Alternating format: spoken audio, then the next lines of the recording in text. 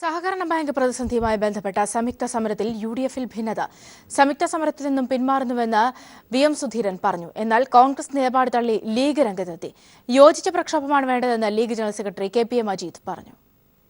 സഹകരണ പ്രസ്ഥാനങ്ങളെ തകർക്കാനുള്ള കേന്ദ്ര സർക്കാർ നീക്കത്തിനെതിരെ ഇടതുമുന്നണിയുമായി ഒത്തുചേർന്ന് സമരം ചെയ്യാനുള്ള നിലപാടിലായിരുന്നു രമേശ് ചെന്നിത്തലയും ഉമ്മൻചാണ്ടിയും. എന്നാൽ ഒരുമിച്ചൊരു സമരത്തിന് പാർട്ടി വേദികളിലൊന്നും തീരുമാനമെടുത്തിട്ടില്ല എന്ന് വി.എം. സുധീരനും എം.എം. ഹസനും ഇന്ന് വ്യക്തമാക്കി.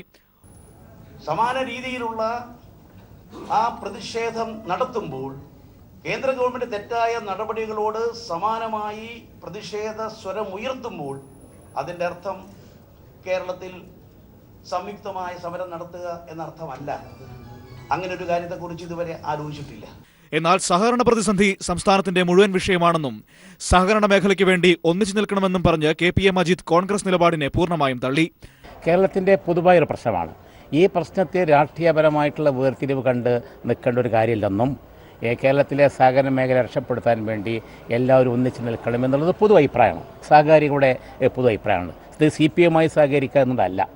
എൻ്റെ ഒരു അഭിപ്രായത്തിൽ എന്ന് വെച്ചിട്ടുണ്ടെങ്കിൽ ഈ ഒരു പ്രശ്നത്തിൽ എല്ലാവരും കൂട്ടായി കേരളത്തിൻ്റെ പൊതുപ്രശ്നങ്ങൾക്ക് എല്ലാവരും കൂട്ടായിട്ട് കാര്യങ്ങൾ ചെയ്തു പോകേണ്ടതാണ്. റിസർവ് ബാങ്കിന് മുന്നിൽ സമരം നടത്തുന്ന കാര്യം തങ്ങളോട് ആലോചിച്ചില്ല എന്ന ദുർബലവാദമാണ് ഒന്നിച്ചൊരു സമരത്തെ തള്ളിക്കൊണ്ട് രംഗത്ത് വന്ന കോൺഗ്രസ് നേതാക്കൾ ഉന്നയിച്ചത്. ഇത് കേരളത്തിന്റെ മുഖ്യമന്ത്രിയും മന്ത്രിസഭയും ഒന്നടങ്കം പോകുമ്പോൾ പ്രതിപക്ഷത്തോടും കൂടി നമുക്ക് ഒരേ ലക്ഷ്യത്തിന് വേണ്ടി ഒന്നിച്ച് മുന്നോട്ട് പോകാം എന്നൊരു വാക്ക് പറയാനുള്ള മര്യാദ ഉണ്ടായിരുന്നുവെങ്കിൽ കുറെ കൂടി നന്നായിരുന്നു എന്ന് മാത്രമാണ് ഞങ്ങൾ അതിനെക്കുറിച്ച്. വിവിധ ബ്യൂറോകൾക്കൊപ്പം ന്യൂസ് ഡെസ്ക്. നോട്ട് അസാധുവാക്കൽ സംസ്ഥാനത്തെ സഹകരണ മേഖലയിൽ പ്രതിസന്ധി സൃഷ്ടിച്ച സാഹചര്യത്തിൽ സഹകരണ വകുപ്പ് മന്ത്രി എ.സി. മൊയ്തീന്റെ അധ്യക്ഷതയിൽ ജില്ലാ സഹകരണ ബാങ്കുകളുടെ പ്രതിനിധികൾ യോഗം ചേർന്ന് ബദൽ മാർഗങ്ങൾക്ക് രൂപം നൽകി. ജില്ലാ സഹകരണ ബാങ്കുകളിലെ നിക്ഷേപകർക്ക് ഇടപാടുകൾ നടത്താനായി പ്രത്യേക ക്രമീകരണങ്ങൾ ഒരുക്കാൻ യോഗത്തിൽ ധാരണയായതായി മന്ത്രി പറഞ്ഞു. നോട്ട് അസാധുവാക്കൽ സംസ്ഥാനത്തെ സഹകരണ മേഖലയിൽ പ്രതിസന്ധി സൃഷ്ടിച്ച സാഹചര്യത്തിൽ സഹകരണ വകുപ്പ് മന്ത്രി എ.സി. മൊയ്തീന്റെ അധ്യക്ഷതയിൽ ജില്ലാ സഹകരണ ബാങ്കുകളുടെ പ്രതിനിധികൾ യോഗം ചേർന്നാണ് ബദൽ മാർഗങ്ങൾക്ക് രൂപം നൽകിയത്. ജില്ലാ സഹകരണ ബാങ്കുകളിലെ നിക്ഷേപകർക്ക് ഇടപാടുകൾ നടത്താനായി പ്രത്യേക ക്രമീകരണങ്ങൾ ഒരുക്കാൻ യോഗത്തിൽ ധാരണയായതായി മന്ത്രി പറഞ്ഞു. അവരുടെ നിത്യോപയോഗ സാധനങ്ങൾ ഉൾപ്പെടെയുള്ള കാര്യങ്ങൾ നിർവഹിക്കുന്നതിന് സിവിൽ സപ്ലൈസ് കോർപ്പറേഷൻ, ഹോൾട്ടികോർപ്പ് ഇതുപോലുള്ള സ്ഥാപനങ്ങളിൽ നിന്ന് അവർക്ക് സാധനങ്ങൾ വാങ്ങിക്കുന്നതിന് വേണ്ടി ജില്ലാ ബാങ്കിന്റെ ഉറപ്പിന്റെ കൂടിയ അടിസ്ഥാനത്തിൽ അവർക്ക് ആവശ്യമായ സൗകര്യങ്ങൾ ഒരുക്കി കൊടുക്കുകയാണ്. നിക്ഷേപം ഉപയോഗിച്ച് നിത്യോപയോഗ സാധനങ്ങൾ വാങ്ങാനായി ബാങ്കുകൾ നിക്ഷേപകർക്ക് പ്രത്യേക കാർഡ് നൽകും. കൺസ്യൂമർ ഫെഡ്, മാവേലി സ്റ്റോർ തുടങ്ങി സർക്കാർ സ്ഥാപനങ്ങളിലാണ് ആദ്യഘട്ടത്തിൽ സൗകര്യമൊരുക്കുക. സ്ഥാപനങ്ങൾക്ക് ബാങ്ക് പിന്നീട് പണം നൽകും. ഇതിനായി സ്വകാര്യ സ്ഥാപനങ്ങളുമായും വ്യാപാരി സംഘടനകളുമായും സർക്കാർ ചർച്ച നടത്തും. മന്ത്രിസഭയായിരിക്കും ഈ നിർദ്ദേശങ്ങളിൽ അന്തിമ തീരുമാനമെടുക്കുക. സഹകരണ ബാങ്കുകളുടെ പ്രവർത്തനം അവതാളത്തിലാക്കുന്ന റിസർവ് ബാങ്ക് നടപടികൾക്കെതിരെ ജില്ലാ സഹകരണ ബാങ്കുകൾ സംയുക്തമായി സുപ്രീം കോടതിയെ സമീപിക്കാനും യോഗത്തിൽ തീരുമാനമായി. സഹകരണ ബാങ്കുകളുടെ പ്രവർത്തനം തടസ്സപ്പെടുത്താനുള്ള നീക്കങ്ങളെ എതിർക്കുമെന്നും എന്നാൽ ബാങ്കുകളിലെ നിക്ഷേപം സംബന്ധിച്ച നിയമാനുസൃതമായ ഏതു പരിശോധനയ്ക്കും സർക്കാർ എതിരല്ലെന്നും മന്ത്രി എ.സി. മൊയ്തീൻ വ്യക്തമാക്കി. News bureau, Thiruvananthapuram. സഹകരണ ബാങ്കുകൾക്ക് താഴിടാനുള്ള കേന്ദ്ര സർക്കാർ നീക്കം പാവപ്പെട്ട കുടുംബങ്ങളിലെ പെൺകുട്ടികളുടെ വിവാഹം പോലും അനിശ്ചിതത്വത്തിലാക്കുന്നു. കൊല്ലം അച്ചൻകോവിൽ സ്വദേശിനി ആതിരയുടെ വിവാഹം നടക്കണമെങ്കിൽ സഹകരണ ബാങ്കിലെ 2 ലക്ഷം രൂപയുടെ നിക്ഷേപം പിൻവലിക്കാനാകണം. എന്നാൽ റിസർവ് ബാങ്കിന്റെ ഉത്തരവ് മൂലം നിക്ഷേപം പിൻവലിക്കാൻ ആകുന്നില്ല. അച്ചൻകോവിൽ സ്വദേശികളായ ശശിധരൻ നായർ, സുജാത ദമ്പതികളുടെ മകൾ ആതിരയുടെ വിവാഹം അടുത്ത മാസം 4-നാണ് നിശ്ചയിച്ചിരുന്നത്. വിവാഹ ചെലവിനായി ആകെയുള്ള 25 സെന്റ് സ്ഥലം സുജാത ആര്യങ്കാവ് സർവീസ് സഹകരണ ബാങ്കിൽ 2 ലക്ഷം രൂപയ്ക്ക് പണയപ്പെടുത്തി. പണം കയ്യിലിരുന്നാൽ ചെലവായി പോകുമെന്ന് ഭയന്ന് വായ്പയായി ലഭിച്ച തുക സഹകരണ ബാങ്കിൽ തന്നെ നിക്ഷേപിക്കുകയും ചെയ്തു. മോഡി സർക്കാരിന്റെ 8-ാം തീയതിയിലെ 8ന്റെ പണിയായി നോട്ട് നിരോധനവും സഹകരണ ബാങ്കുകളുടെ പണമിടപാട് തടഞ്ഞുകൊണ്ടുള്ള റിസർവ് ബാങ്ക് ഉത്തരവും ഓട്ടോ തൊഴിലാളിയായ ശശിധരൻ നായരെയും കുടുംബത്തെയും ആത്മഹത്യയുടെ വക്കിൽ എത്തിച്ചു. വിവാഹ ചെലവിനുള്ള പണം എങ്ങനെ കണ്ടെത്തുമെന്ന ആശങ്കയിലാണിവർ. പെട്ടെന്നാണ് ഒരു രാത്രിയിൽ അറിയുന്നു, പഴയ നോട്ടുകളെല്ലാം നിരോധിക്കുകയോ ചെയ്യുകയോ ചെയ്തു. അങ്ങനെ ഇപ്പോൾ സഹകരണ ബാങ്കുമായിട്ട് ബന്ധപ്പെട്ടപ്പോൾ ഒരു ട്രാൻസാക്ഷനും അവർ നടത്തുന്നില്ലെന്ന് പറയുകയും ഇപ്പോൾ അതിൻ്റെ ഫലമായിട്ട് എൻ്റെ കുഞ്ഞിൻ്റെ കല്യാണം ഡിസംബർ 4-ാം തീയതിയാണ്. അത് നടത്താൻ എന്നെക്കൊണ്ട് യാതൊരു നിവൃത്തിയുമില്ല. എനിക്ക് ഈ പൈസ കിട്ടിയില്ലെങ്കിൽ ഞങ്ങൾ ചിലപ്പോൾ ആത്മഹത്യ ചെയ്യേണ്ടതായിട്ട് വരും. നമ്മളെ വസ്തു കൊണ്ട് പണയം വെച്ചുള്ള പൈസ അല്ലായിരുന്നു.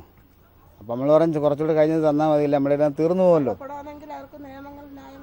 തീർന്നുമല്ലോ, നമ്മൾ സമയമാകുമ്പോൾ എടുത്താൽ മതില്ലോ എന്ന് പറഞ്ഞു. അപ്പത്തേന്ന് പൈസയ്ക്ക് എന്നാ പറഞ്ഞ ഓർഡറായി, പഴയ പൈസ കൊടുക്കാൻ പറ്റത്തില്ല.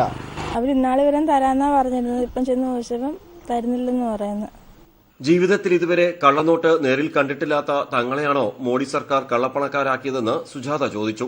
കൊല്ലം അച്ചൻകോവിലിലെ ശശിധരൻ നായർ സുജാത ദമ്പതികളെപ്പോലെ നിരവധി പേർ കേരളത്തിൽ ജീവിക്കുന്നുണ്ട്. ഇവരുടെ ചോദ്യങ്ങൾക്ക് കേന്ദ്ര സർക്കാർ മറുപടി പറഞ്ഞേ തീരൂ. ആതിരയുടെ ജീവിതം ഇനി ചോദ്യചിഹ്നവുമാവുകയാണ്. കൊല്ലം അച്ചൻകോവിലിൽ നിന്ന് ക്യാമറമാൻ പ്രമോദ് പന്തിയോടിനൊപ്പം രാജ്കുമാർ.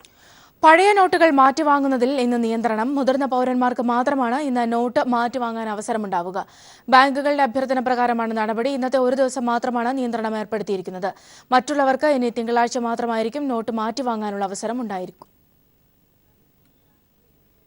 നോട്ടുകൾ അസാധുവാക്കിയതോടെ ഏറെ പ്രതിസന്ധിയിലായത് ബാങ്കിന്റെ സഹായികളായി പ്രവർത്തിച്ചിരുന്നവരാണ്. ഇവർ മുഖേനയാണ് സാധാരണക്കാരായ ഗ്രാമീണരെ ബാങ്കുകളുമായി ബന്ധിപ്പിച്ചിരുന്നത്. നോട്ടുകൾ അസാധുവാക്കിയതോടെ ഇവർക്ക് വീട്ടിൽ കയറാൻ കഴിയാത്ത അവസ്ഥയാണ്. ഗ്രാമീണ മേഖലയിലുള്ള സാധാരണക്കാരായ ജനങ്ങളെ ബാങ്കുകളുമായി ബന്ധിപ്പിക്കുന്നതിന് വേണ്ടിയാണ് ബാങ്ക് മിത്ര എന്ന പദ്ധതി കൊണ്ടുവന്നത്. സാധാരണക്കാരായ ജനങ്ങൾക്ക് സീറോ ബാലൻസിൽ അക്കൗണ്ട് നേടുന്നതിന് വേണ്ടി വിരലടയാളവും മേൽവിലാസവും മാത്രം ഉപയോഗിച്ചാണ് ഇത്തരം അക്കൗണ്ടുകൾ ആരംഭിക്കുന്നത്. ഇതിനുവേണ്ടി ബാങ്കുകളെ സഹായിക്കുന്നത് ബിസിനസ് കറസ്പോണ്ടന്റ് എന്ന പേരിൽ ജീവനക്കാരെയും നിയമിച്ചിട്ടുണ്ട്. ഈ ജീവനക്കാർ വഴി ബാങ്കുകൾ ശേഖരിച്ച നിക്ഷേപവും ഇപ്പോൾ തിരിച്ചു നൽകാൻ കഴിയാത്ത അവസ്ഥയിലാണ്. ഇതുമൂലം ബാങ്കിന്റെ ഏജന്റുമാരായി പ്രവർത്തിച്ചിരുന്നവർക്ക് ഇപ്പോൾ നാട്ടിലിറങ്ങി നടക്കാൻ കഴിയാത്ത സ്ഥിതിയാണ്.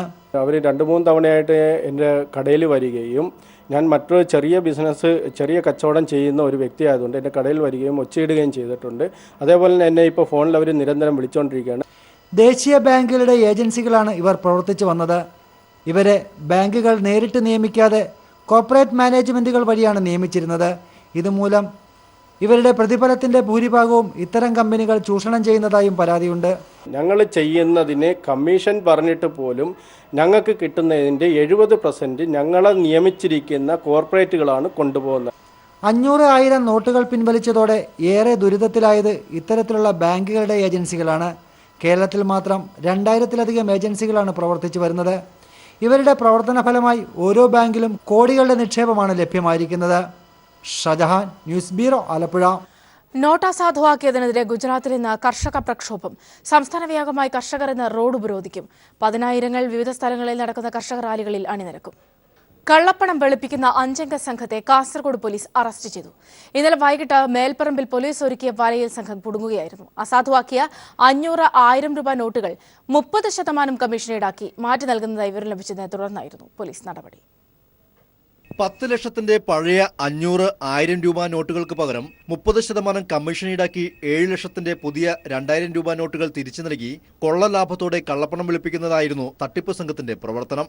പോലീസ് ഈ വിവരം അറിഞ്ഞതോടെ സംഘത്തെ പിടികൂടാൻ കെണിയൊരുക്കി. പഴയ നോട്ടുകൾക്ക് പകരം കമ്മീഷൻ വ്യവസ്ഥ പ്രകാരം പുതിയ നോട്ടുകൾ ആവശ്യപ്പെട്ട് പോലീസ് ദൂതൻ വഴി സംഘത്തെ സമീപിച്ചു. ദൗത്യം പൂർത്തിയാക്കുന്നതിനിടയിൽ കാസർഗോഡ് CI അബ്ദുൾ റഹീമിന്റെ നേതൃത്വത്തിൽ സംഘത്തെ പോലീസ് അറസ്റ്റ് ചെയ്തു. ഇവരിൽ നിന്നും 4,80,000 രൂപയുടെ പുതിയ 2000 രൂപ നോട്ടുകളും ഇവർ സഞ്ചരിച്ച കാറും പോലീസ് പിടിച്ചെടുത്തു. നീലേശ്വരത്തെ ഹാരിസ്, നിസാർ, നൌഷാദ്, പാലക്കുന്നിൽ ഷബീഖ്, സിദ്ദിഖ് എന്നിവരാണ് അറസ്റ്റിലായത്. സംഘത്തെ ആദായ നികുതി വകുപ്പിന് പോലീസ് കൈമാറി. ഇത്തരം സംഘങ്ങൾ വ്യാപകമായി പ്രവർത്തിക്കുന്നതായി പോലീസ് സംശയിക്കുന്നു. News bureau, Kasaragod. ADGP R. ശ്രീലേഖയ്ക്കെതിരെ പ്രാഥമിക അന്വേഷണം നടക്കുന്നതായി വിജിലൻസ് കോടതിയെ അറിയിച്ചു. 45 ദിവസത്തിനകം റിപ്പോർട്ട് സമർപ്പിക്കണമെന്നും ശ്രീലേഖയ്ക്കെതിരെ റിപ്പോർട്ട് പൂഴ്ത്തിയെന്ന ആരോപണത്തിൽ ചീഫ് സെക്രട്ടറിയുടെ പങ്കുപറ്റിയും അന്വേഷിക്കാം. തിരുവനന്തപുരം വിജിലൻസ് കോടതിയുടേതാണ് ഉത്തരവ്. ശ്രീലേഖയ്ക്കെതിരെ നടപടി ആവശ്യമില്ലെന്ന് ചൂണ്ടിക്കാട്ടി ചീഫ് സെക്രട്ടറി മുഖ്യമന്ത്രിക്ക് റിപ്പോർട്ട് നൽകി. ADGP R. ശ്രീലേഖയ്ക്കെതിരെ പ്രാഥമിക അന്വേഷണം പുരോഗമിക്കുകയാണെന്ന് വിജിലൻസ് തിരുവനന്തപുരം കോടതിയെ അറിയിച്ചു. 2013 മുതൽ 2015 വരെ ട്രാൻസ്പോർട്ട് കമ്മീഷണറായിരുന്ന ഘട്ടത്തിൽ ക്രമക്കേടുകൾ നടന്നു എന്ന് ചൂണ്ടിക്കാട്ടി ലഭിച്ച പരാതിയിലാണ് അന്വേഷണം നടക്കുന്നതെന്നും പ്രാഥമിക അന്വേഷണ റിപ്പോർട്ട് 45 ദിവസത്തിനകം കോടതിയിൽ സമർപ്പിക്കാമെന്നും വിജിലൻസ് അഭിഭാഷകൻ അറിയിച്ചു. ശ്രീലേഖയ്ക്കെതിരായ അന്വേഷണ റിപ്പോർട്ട് ചീഫ് സെക്രട്ടറി പൂഴ്ത്തിയെന്ന ആരോപണത്തിൽ 15 ദിവസത്തിനകം അന്വേഷണം നടത്തി റിപ്പോർട്ട് നൽകണമെന്ന് കോടതി ഉത്തരവിട്ടു. അതിനിടെ R. ശ്രീലേഖയ്ക്കെതിരായ വിജിലൻസ് നടപടി ആവശ്യമില്ലെന്ന് കാട്ടി ചീഫ് സെക്രട്ടറി മുഖ്യമന്ത്രിക്ക് റിപ്പോർട്ട് സമർപ്പിച്ചു. ഗതാഗത കമ്മീഷണറായിരിക്കെ ശ്രീലേഖ ക്രമക്കേടുകൾ നടത്തിയതായി ടോമിൻ തച്ചങ്കരിയുടെ ശുപാർശയുടെ അടിസ്ഥാനത്തിലാണ് ഗതാഗത മന്ത്രി AK ശശീന്ദ്രൻ വിജിലൻസ് അന്വേഷണത്തിന് ശുപാർശ ചെയ്തത്. ശുപാർശ 4 മാസമായി പൂഴ്ത്തിവെച്ചു എന്ന് കാട്ടി വിവരാവകാശ പ്രവർത്തകരായ പായിച്ചർ നവാസ് വിജിലൻസ് കോടതിയെയും ജോമോൻ പുത്തമ്പുരയ്ക്കൽ വിജിലൻസ് ഡയറക്ടർക്കും പരാതി നൽകിയിരുന്നു. News bureau, Thiruvananthapuram. തിരുവനന്തപുരം ജില്ലാ കോൺഗ്രസ് കമ്മിറ്റി യോഗത്തിൽ ഉന്തും തള്ളും വാക്കേറ്റവും. കമ്മിറ്റിയുടെ ഫണ്ട് വക മാറ്റുന്നതിനെ ചൊല്ലിയുള്ള തർക്കമാണ് സംഘർഷമായത്. കോൺഗ്രസ് പുനഃസംഘടന നടക്കാനിരിക്കെ ഉണ്ടായ സംഘർഷം ജില്ലയിലെ കോൺഗ്രസ് നേതൃത്വത്തിൽ പൊട്ടിത്തെറി ഉണ്ടാക്കിയിരിക്കുകയാണ്. തിരുവനന്തപുരം DCC യോഗത്തിലാണ് കയ്യാങ്കളിയോളം എത്തിയ സംഘർഷമുണ്ടായത്. DCCയുടെ അക്കൗണ്ടിലുള്ള 1,20,00,000 രൂപയിലെ ഒരു വിഹിതം DCCയുടെ തന്നെ കീഴിൽ പ്രവർത്തിക്കുന്ന ചാരിറ്റബിൾ സൊസൈറ്റിയുടെ അക്കൗണ്ടിലേക്ക് മാറ്റാൻ നേതൃത്വത്തിൽ നേരത്തെ ധാരണയായിരുന്നു. എന്നാൽ ഇന്ന് DCC നേതൃയോഗം ചേർന്നപ്പോൾ ചില അംഗങ്ങൾ ഇക്കാര്യത്തിൽ എതിർപ്പറിയിച്ചു. എന്നാൽ മുൻ ധാരണ പ്രകാരം കാര്യങ്ങൾ പോകുമെന്ന് DCC നേതൃത്വം വ്യക്തമാക്കിയതിനെ തുടർന്നാണ് വാക്കേറ്റമുണ്ടായത്. DCC ഭാരവാഹികളായ കൃഷ്ണകുമാർ, ജലീൽ മുഹമ്മദ്, ഷിഹാബ് എന്നിവർ ഫണ്ട് വകമാറ്റുന്നതിനെ ചോദ്യം ചെയ്തു. ഇതിനെ ചോദ്യം ചെയ്ത് DCC ട്രഷറർ അഭിലാഷ് നായർ രംഗത്തെത്തിയതോടെ രംഗം വഷളായി. തുടർന്ന് അംഗങ്ങൾ തമ്മിൽ ഉന്തും തള്ളുമുണ്ടായി. മുതിർന്ന അംഗങ്ങൾ ഇടപെട്ട് എല്ലാവരെയും ശാന്തരാക്കിയതോടെ പ്രശ്നങ്ങൾ താൽക്കാലികമായി അവസാനിച്ചു. S. ജീവൻകുമാർ, തിരുവനന്തപുരം. അനധികൃത സ്വത്ത് സമ്പാദനം സംബന്ധിച്ച അന്വേഷണത്തിനിടെ മുൻമന്ത്രി കെ ബാബുവിന്റെ മകളുടെ ബാങ്ക് ലോക്കറിൽ നിന്നും വിജിലൻസ് കണ്ടെത്തിയ സ്വർണത്തിന്റെ ഉറവിടം വെളിപ്പെടുത്താൻ ബാബുവിനായില്ല. സ്വർണം വാങ്ങിയതിന്റെ ബില്ലുകൾ ഹാജരാക്കാൻ അന്വേഷണ സംഘം കർശന നിർദ്ദേശം നൽകിയിരിക്കുകയാണ്. ഇതിനിടെ തേനിയിലെ ഭൂമിയുടെ രജിസ്ട്രേഷൻ രേഖകൾ തമിഴ്നാട് രജിസ്ട്രേഷൻ വകുപ്പ് വിജിലൻസിന് കൈമാറി. ബാബുവിന്റെ 2 പെൺമക്കളുടെ പേരിലുള്ള ബാങ്ക് ലോക്കറുകൾ വിജിലൻസ് അന്വേഷണത്തിന്റെ ഭാഗമായി തുറന്നു പരിശോധിച്ചിരുന്നു. 200 പവൻ സ്വർണ്ണാഭരണങ്ങളാണ് അന്ന് കണ്ടെത്തിയത്. ഇതിനെ തുടർന്ന് കെ ബാബുവിനെ ചോദ്യം ചെയ്തപ്പോൾ മക്കൾക്ക് ഭർത്തൃവീട്ടുകാർ നൽകിയ സ്വർണ്ണാഭരണങ്ങളാണെന്നായിരുന്നു മൊഴി. ഇതിനെ തുടർന്ന് മക്കളുടെ ഭർത്തൃവീട്ടുകാരെ വിജിലൻസ് ചോദ്യം ചെയ്തു. എന്നാൽ സ്വർണ്ണാഭരണങ്ങൾ വാങ്ങിയതിന്റെ ബില്ലുകൾ ഹാജരാക്കാൻ ഇവർക്കായില്ല. സ്വർണ്ണാഭരണങ്ങളുടെ ഉറവിടം സംബന്ധിച്ച രേഖകൾ ഹാജരാക്കാൻ 2 വീട്ടുകാർക്കും അന്വേഷണ സംഘം കർശന നിർദ്ദേശം നൽകിയിരിക്കുകയാണ്. ഇതിനിടെ തേനിയിൽ ബാബുവിന്റെ ബന്ധുക്കൾ വാങ്ങിയ 70 ഏക്കർ തോട്ടത്തിന്റെ രജിസ്ട്രേഷൻ രേഖകൾ തമിഴ്നാട് രജിസ്ട്രേഷൻ വകുപ്പ് അന്വേഷണ സംഘത്തിന് കൈമാറി. ഇളയ മകൾ ഐശ്വര്യയുടെ ഭർത്തൃപിതാവിന്റെയും സുഹൃത്ത് PA ബാബുവിന്റെയും ഭാര്യയുടെയും പേരിലാണ് ഭൂമി രജിസ്റ്റർ ചെയ്തിരിക്കുന്നത്. ഭൂമി വാങ്ങുന്നതിന് അങ്കമാലി സ്വദേശിയായ PA ബാബു ബാങ്ക് വായ്പ എടുത്തതായി രേഖകൾ ഹാജരാക്കി. എന്നാൽ ബാബുവിന്റെ ബന്ധുവിന് പണത്തിന്റെ ഉറവിടം വ്യക്തമാക്കാനായില്ല.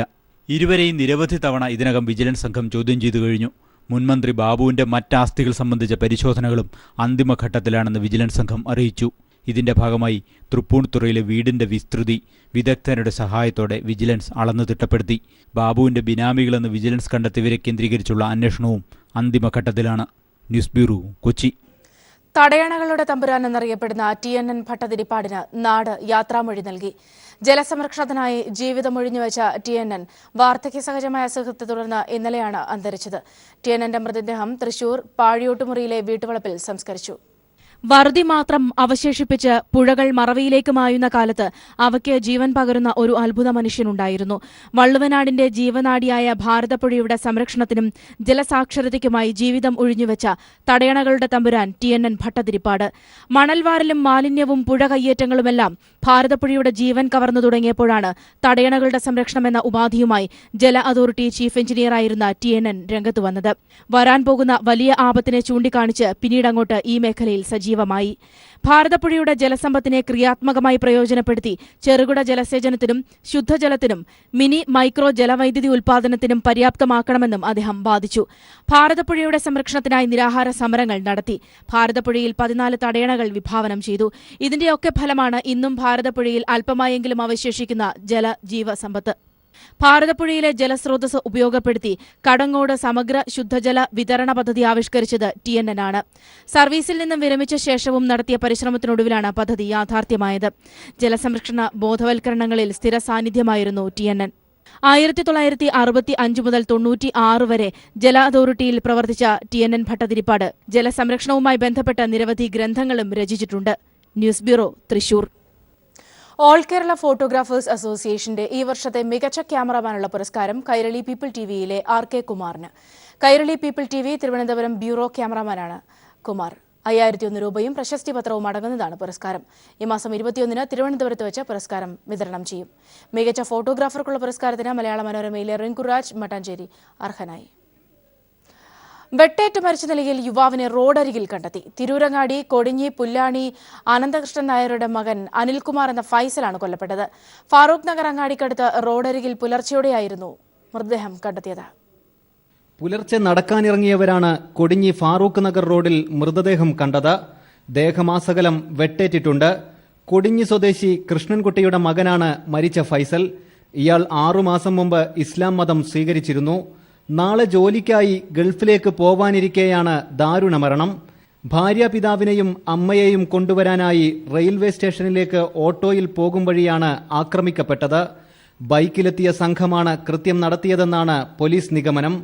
തിരൂരങ്ങാടി പോലീസ് കേസിൽ അന്വേഷണം ആരംഭിച്ചിട്ടുണ്ട്.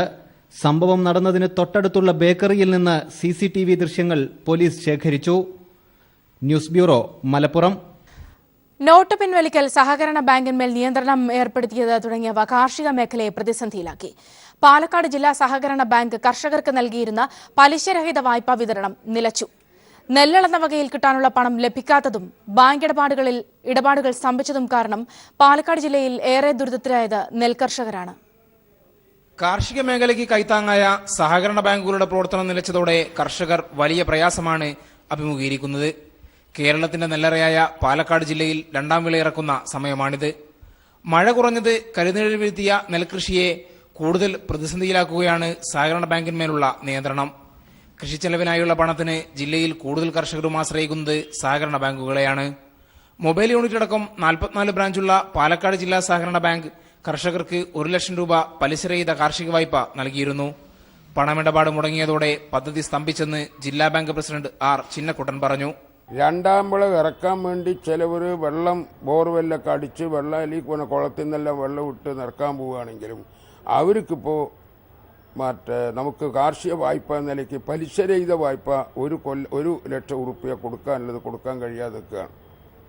കാരണം നമുക്കിവിടെ നിന്ന് ട്രാൻസാക്ഷൻ നടക്കാൻ പറ്റാത്തൊരവസ്ഥ വരുമ്പോൾ അവർക്ക് സഹകരണ ബാങ്കിൽ പോയാൽ നടക്കില്ല.